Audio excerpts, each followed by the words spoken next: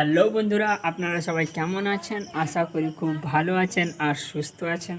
তো দেখতেই পাচ্ছ বন্ধুরা, এখন বেরিয়ে পড়েছি একেবারে ড্রেস পরে রেডি সকাল সকাল। তো এখন মেন কথাটা হচ্ছে যে ওয়াইফকে নিয়ে ডাক্তারের কাছে যেতে হবে। ঠিক আছে বন্ধুরা, তো দেখতে থাকো পুরো ভিডিওটা। যাও। ফাইনালি বন্ধুরা আমরা বেরিয়ে পড়লাম আর টোটো চলে এলো। তারপর আমরা বসে পড়লাম টোটোতে।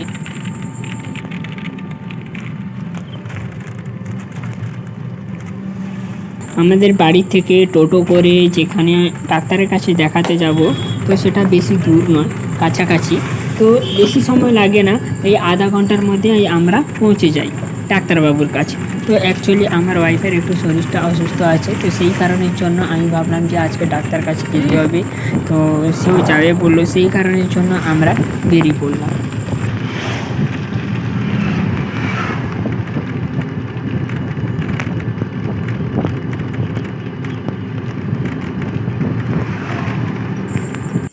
তারপর ফাইনালি আমরা পৌঁছে গেলাম ডাক্তারবাবুর কাছে। তো সেখানে ডাক্তারবাবু ছিল না, তার কারণের জন্য আমাদের কিছু রিপোর্ট বাকি ছিল, সেই কারণের জন্য আমরা চলে গেলাম কিছুটা রিপোর্ট করতে। এবারে সেখানে গিয়ে দেখি যে প্রচুর পরিমাণে ভিড়, সবাই ওয়েটিং করছে। তারপর ভাবলাম কি করা যায়, তো কিছু করার নেই, সবাই যখন ওয়েট করছে আমাদের ওয়েট করতে হলো অনেকটা সময় ধরে। তারপর ওয়েট করার পরে সেখান থেকে রিপোর্ট ফাইনালি পেলাম। তারপর রিপোর্ট নিয়ে নেওয়ার পরে আমরা পেরিয়ে গেলাম একেবারে। তারপর ফাইনালি আমরা চলে গেলাম একটা ছোট্ট একটা হোটেলে। সেখানে কিছু খাওয়া দাওয়া করতে হবে, সে অনেকটা দুপুরবেলা হয়ে গেছে, খুব খিদে পেয়ে গেছিলো, সেই কারণের জন্য ওখানে খাওয়া দাওয়া করে তারপর আমরা বেরিয়ে গেলাম একেবারে ডাক্তারবাবুর কাছে। কারণ সেখানে যেতে হবে, ডাক্তারবাবুর কাছে নাম লেখানো, লাইন দিতে হবে, অনেকটা কাজ বাকি থাকে। আর রোদ উঠেছে প্রচুর, মানে এত রোদ উঠেছে কি বলবো আর। তবুও কিছু করার নেই, যেতে হবে, সেই কারণে চলে গেলাম ডাক্তারবাবুর কাছে। সেখানেও লাইন ধরে সবাই বসে আছে, মানে পুরো বসে আছে সবাই।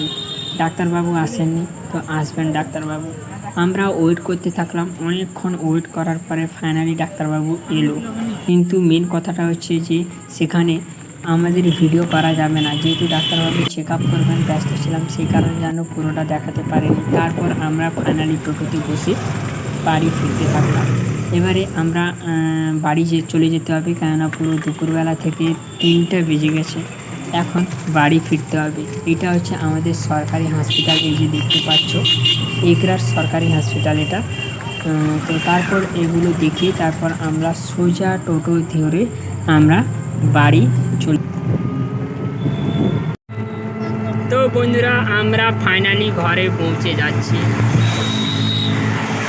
হ্যাঁ বিনোদি, তারপর বন্ধুরা বাড়ি যেতে যেতে আমার একটা দিদির কল এলো যে সে আসছে, বাড়ি থেকে আসছে, তো তাকে এখানে পিক আপ করতে হবে।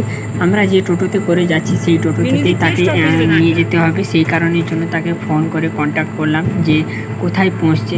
সেইভাবে আমরা যাচ্ছি টোটো করে। এবারে তাকে সেখান থেকে টোটোতে তুলে তারপরে আমরা যাব বাড়ি।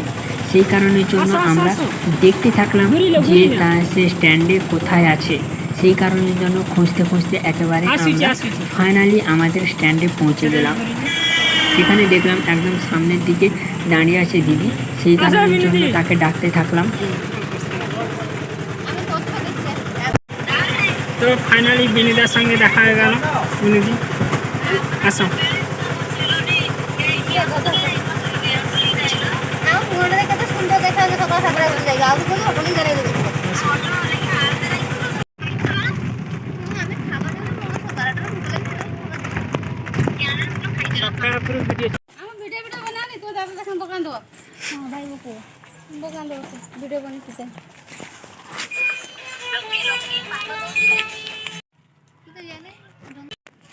কি করছো?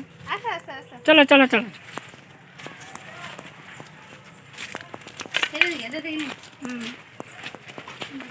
খুলে আসুন।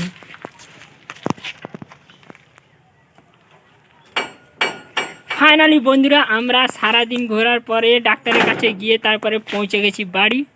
তো টাটা। অবস্থা খুব খারাপ হয়ে গেছে, দেখতেই পাচ্ছ।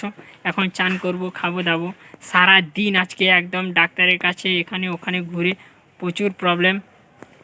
টাটা।